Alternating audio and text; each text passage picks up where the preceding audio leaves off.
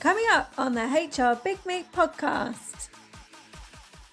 I think I would say really try and tune in and listen to, compartmentalize what is your mind saying, what is that critical voice, and then try and surface everything else. And whether you feel that those signals are, coming from your body, from your gut, from your intuition, from feedback from others, scribble them down, journal them, listen to them, sit with them a bit and try and understand what that change might look like for you, because it potentially is not everybody just leaving and changing jobs, but actually there could be something else that feels like the right change for someone else. If you do want to take a journey like the one I've done, I think, thinking about how you want to spend that time is important, but I guess don't ignore the signals that you're hearing from your own body and your own system. And don't forget that if we love the career we do so much, which we all do, jokes aside, we're in the job we do for a reason, actually being well resourced to be able to do that with energy and passion sometimes needs a break. And I've managed to redefine that as not being I've failed and I've given up, but I've had a rest and now I'm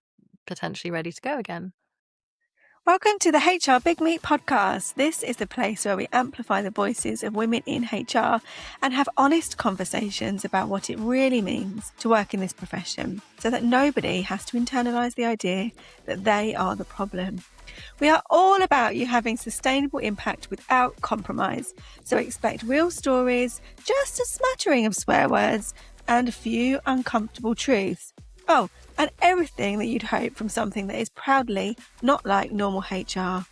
Are you ready to be humans resourced? Great, let's jump right in. My guest this week is Laura Morton, and if you've ever sat at your desk wondering whether there might be a different way of living and working, then this conversation is for you. Laura was a trusted and highly regarded head of people, doing a job she genuinely loved, with people she cared about and a business she believed in. But despite all of that, something didn't feel right. So she did the thing most of us talk ourselves out of.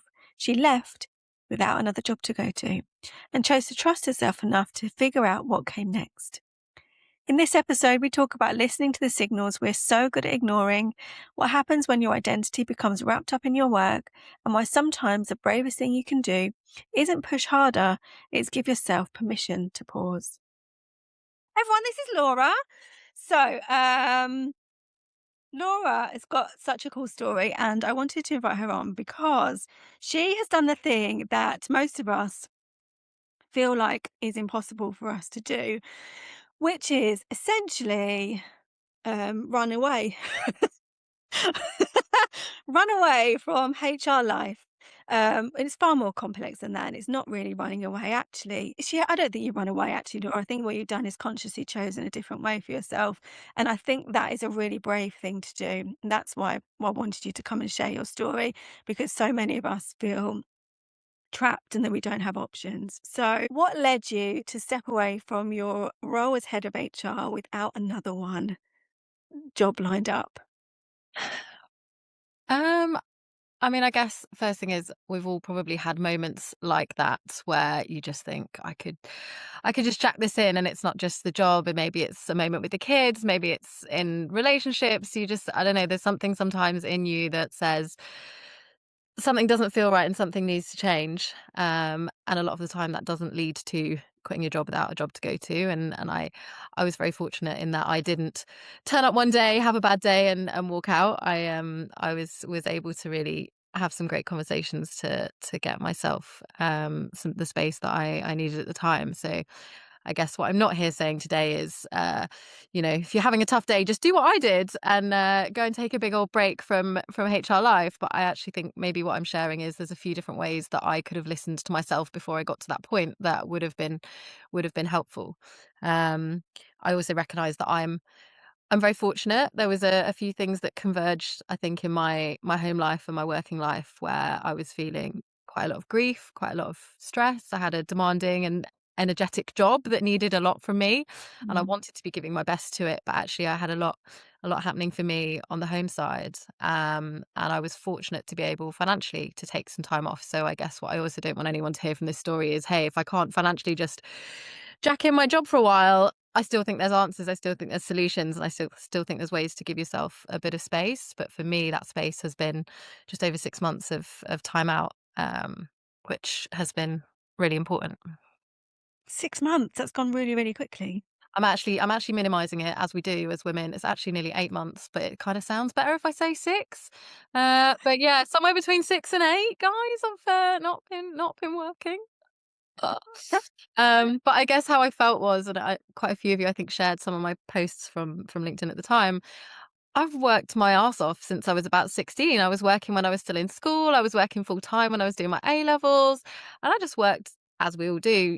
That's how you get by in life. Mhm. I just worked and worked and worked, and I worked a lot, and I put money away. I put money in my pension. I did all the right things that you're supposed to do, I guess, in life.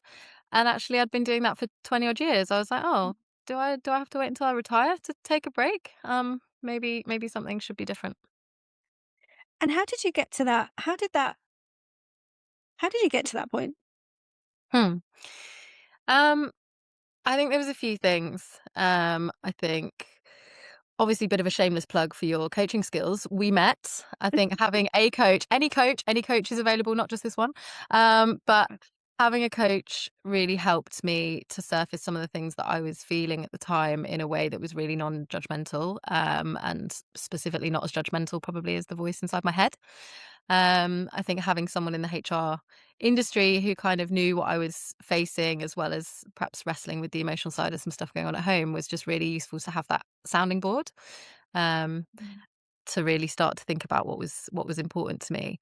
Because at the end of the day, I was working in a job that I actually really loved, with a bunch of people I really loved and really enjoyed, and I really believe in the business, and I still do. In a way, it would have been a lot easier if I hated my job and hated the people around me. But actually, I personally was feeling that I was going through something and needed some space. I recognize myself in that safety net, frustrated truth teller kind of archetype as well from perhaps that period of time. But I guess what we were talking about, Emma, was questioning some of where I was spending my time and energy and what that was giving me and what it was taking from me. Um, and I guess a big feeling that I'd wrapped up a lot of my identity in my work self. Not in my social circles, not in my hobbies. I think, I'd made some active choices where I was spending a lot of the hours of my life, but also a lot of the energy in my life uh, in work. And I think that pie chart needs to be, here comes the pie again, but the pie chart needs to be decently distributed between, your work, your relationship, your social life. We've all done that life wheel, haven't we, somewhere in some coaching, but it was out of balance for me. And I needed to make a change. Yeah, and that's like, so the level of self-awareness that you had has always impressed me, when even in our coaching, like that awareness of like just that there's an intuition, like Gemma was talking about, like you can ignore that intuition for a really long time. So what how long did you ignore your intuition before you actually acted on it? Maybe about 6 months, maybe it was a bit longer in flashes, but I think one of the things I really feel is that I wasn't listening enough to my body, and without getting Mhm. all kind of too woo-woo about this, I think there's a lot of signals that come to you, and, there's that constant chatter in your mind that seems to override everything. Whether it's a critical voice or whether it's, someone saying, "Hey, this is just how you need to live your life and how you need to show up." But turning down that mental voice and starting to listen to what was happening for me in my nervous system, in my body, in my sounds a bit wild, but I got an aura ring, looking at I am that geek, sorry guys. Looking at my breathing and actually how I was holding my body in meetings and when I was coming out of conversations that were difficult. I started to go on a bit more of a journey around what my body was trying to tell me. And that's been really important for me, because I think we get caught up in the verbal realm, especially me, um, a lot. And that really took me on a quite an important journey, because that was connected to my energy and how that was flowing, and also therefore how I was showing up at work. I wouldn't call out necessarily that I was underperforming in my role, but I certainly wasn't showing up as the best version of myself a lot of the time, and I felt a big responsibility to be showing up for the people who needed me, but Mhm. also the knowledge that I can't do that if I'm not even my best, but on an even keel personally. And that was really tough. Yeah, and I really like the fact that you're getting lots of support in the chat about the woo woo. I think it's really interesting how I mean, I say you because you're the one using the words, but like how generally we will diminish the power of the woo woo, like anything remotely related to our body or spirituality or anything like that. I've started touching trees recently. Like I actually started walking around like touching trees because I just think they're amazing. So I'm like, what? There's so much going on in the world. Let me stand here with you, tree that's been here through a ton of stuff, and let me know that I'm going to be okay. Right? Just touch trees. I just think that that level of awareness of like of listening to our body. It's so often the thing that um, we just switch off to because there's the conscious thoughts of, "Well, I'm in a good job. I can't leave my job. I what will people think of me?" Like, what was some of the narrative up here going on for you when you were when you knew that there was this thing going on for you, but your mind then goes, "What about this?" Yeah, my mind is definitely as active, if not more, I think, than anyone's in that respect. So there's a lot of voice saying, you've got this far, you can't, come off this hamster wheel, this career trajectory you're on. You're in the best job that you've had in your life. You need financial security, especially if you're going to be going through change in your personal life. What would your dad have thought? What will you know what will happen? But those voices are going to be there whether you do something or whether you don't, I suppose, is the thing that came up in some of our conversations, Emma. And I guess a good example of some of the stuff that I managed to figure out at that time was I was doing the things that like my brain told me were the right things. So for example, like I moved to London from outside of London in order to reduce my commuting time because that was a big drain. Seems like a sensible thing to do. I was also cycling to work in the morning from that new London flat so that I was getting some daylight, getting the vitamin D, doing the things on the list that are going to help. Tick, tick, tick. But actually, what I was ignoring was my body was saying, "What the fuck are you doing?" Because I was cycling to work in central London on a Lime bike every morning.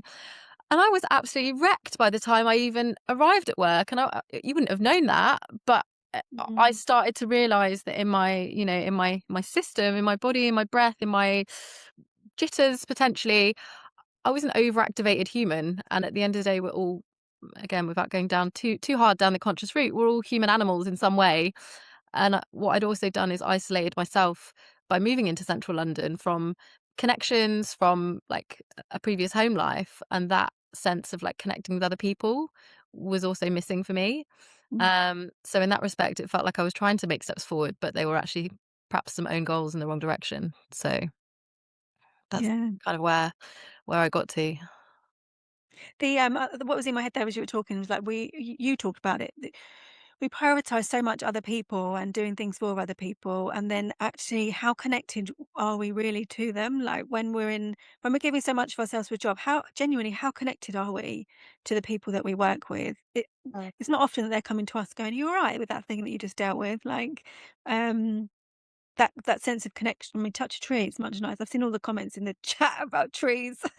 I got the chat turned off, but I'll go back to it in a minute because it feels important. But I guess what I was also experiencing was a feeling of being quite inauthentic in a way that I can't sit and have these conversations as a HR leader with somebody else when they're coming to me about, how they feel about their career or about their mental health or, what Mm. anything they might be coping with and not be not that I wanted to be an example for that, but not be living that in my own life. That made me feel like a hypocrite. And it's important to me that I can carry on, loving and supporting the people around me in the HR work that I do. And therefore I've got to have my own tools in order.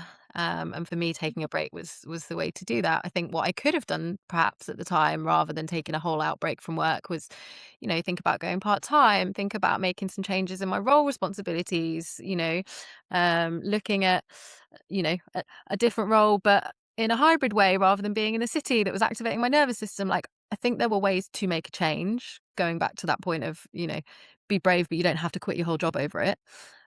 But that mental block for me of like, you can't make a change or you can't be brave or you can't be that person was too strong for a while until we started to figure some of that out. And I think it is hard to really make changes without taking a break sometimes. Like sometimes again, you were you got to the point of just knowing through our not through my it wasn't in the conversations, what I observed in you was a sense of knowing that actually this is the thing for me. And once you knew that and you knew that you were going to act on it, it was kind of like it was just always kind of like going to happen.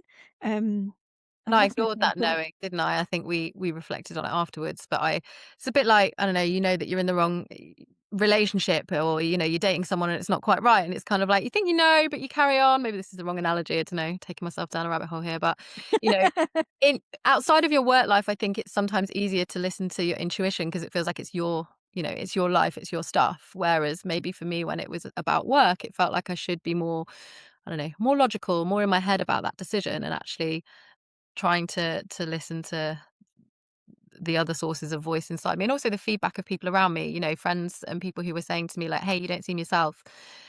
That's a really big signal, and it's not to be Mm, discarded. And I was lucky to have people around me who were supportive. But I remember showing up on one of our calls, Emma, and being like, "Oh, guess what? I resigned yesterday," and you being like not surprised whatsoever, probably like, um, how long's it been?" Um, but yeah, I think it was really the other thing I think that I learned, I'm still learning, is I really had an impulse to do this whole kind of eat, pray, love journey. Has anyone seen that? Seen that film? Like, run off to Bali, find myself. I'm 41. Do we call this a midlife crisis? Like, what do we want to call this?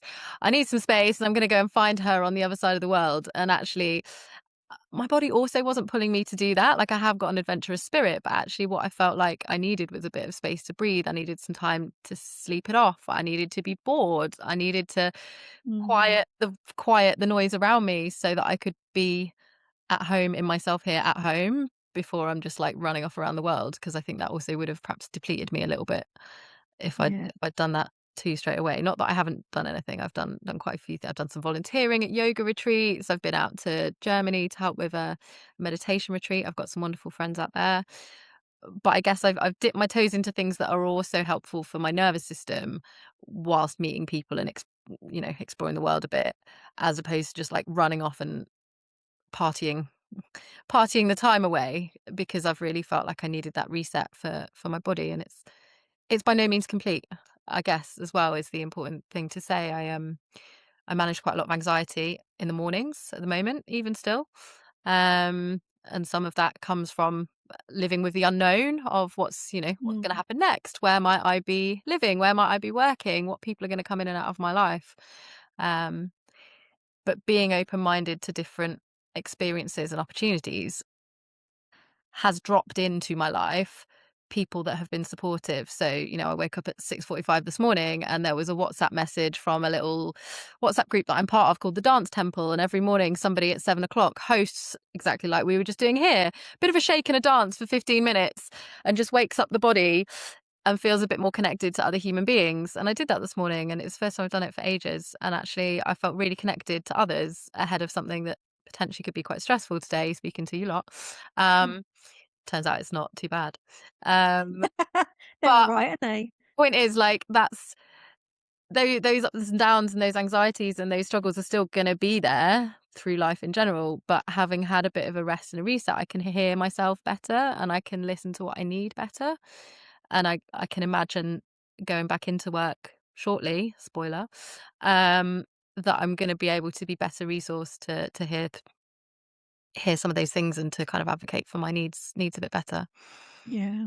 I think something that struck me about you is you've always when you made the decision, there was a jarring between knowing that you didn't wanna make plans and that you didn't wanna, like, fill your time up, 'cause that the point of being bored has been people are commenting that's such a good point because we get so caught up in, like, keeping busy and doing things, and even when I'm on the loo, like, scrolling on my phone or, like, constantly going, and there was a part of you that was like, "Well, how what's it gonna feel like not filling my time full of things to do and all the big to-do lists?" Like, that and you've always been very intentional that you weren't gonna fill your time up because you needed that break. I think that's, like, incredibly, incredibly powerful.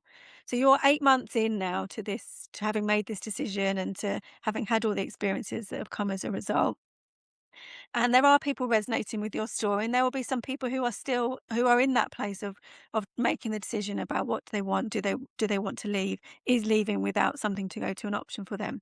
If there was one thing that you could say to them to kind of summarize and sum up your experiences and your wisdom that you have now, what would you want to leave people with? I think I would say really try and tune in and listen to, compartmentalize what is your mind saying, what is that critical voice, and then try and surface everything else. And whether you feel that those signals are, coming from your body, from your gut, from your intuition, from feedback from others, scribble them down, journal them, listen to them, sit with them a bit and try and understand what that change might look like for you, because it potentially is not everybody just leaving and changing jobs, but actually there could be something else that feels like the right change for someone else. If you do want to take a journey like the one I've done, I think, thinking about how you want to spend that time is important. But I guess don't ignore the signals that you're hearing from your own body and your own system. And don't forget that if we love the career we do so much, which we all do, jokes aside, we're in the job we do for a reason. Actually being well resourced to be able to do that with energy and passion sometimes needs a break. And I've managed to redefine that as not being I've failed and I've given up, but I've had a rest and now I'm potentially ready to go again. Fabulous. Well, thank you, Laura, for coming in, sharing your wisdom with us and your experiences. Look at all the hearts you're getting. So, super grateful for you, Laura, to come in and share your thoughts with us.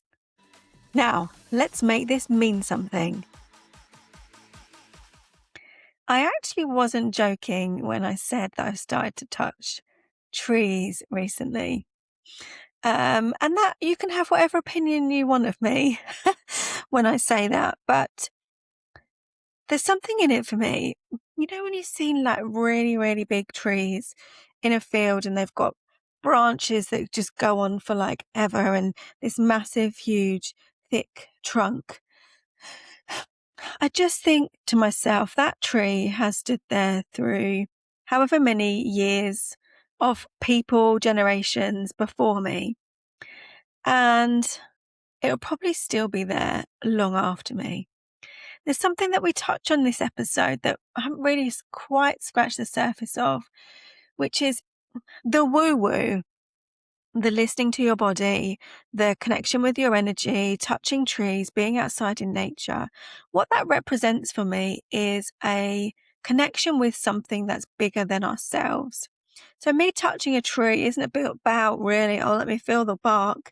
It's about recognizing that there's more than just me. There's more than me. And what that does for me is that creates perspective. It allows me to go, do you know what? Things might feel a bit tough right now, but look at what can withstand whatever exists out there, right? So I want you to lean into that woo woo. It's actually very grounded in science that we can, with our brains, create space and distance between the thoughts that we're having and our current kind of experience of things. And that can be really, really helpful.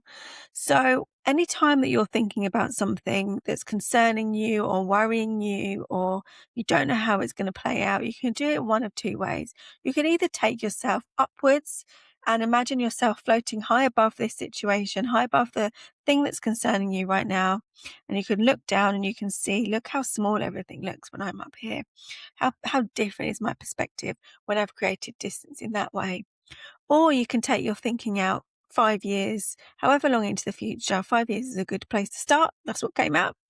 And imagine yourself there and think backwards and think, is it still a problem 5 years from now?